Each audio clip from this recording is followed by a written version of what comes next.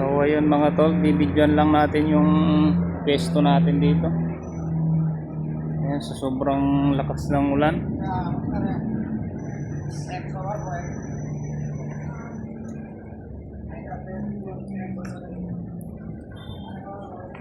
Pansamantala ko munang sinara mga tol dahil ako lang mag-isa rito.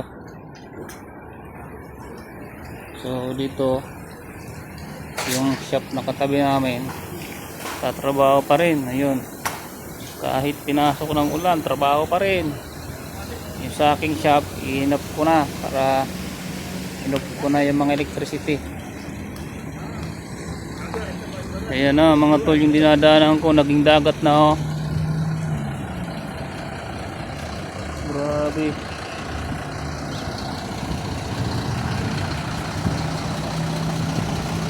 Ay grabe, dagat na.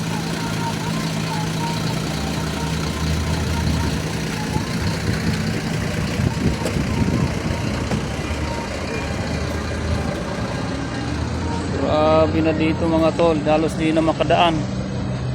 Oh. Ayan, nagpupumiglas pa rin yung dumaan.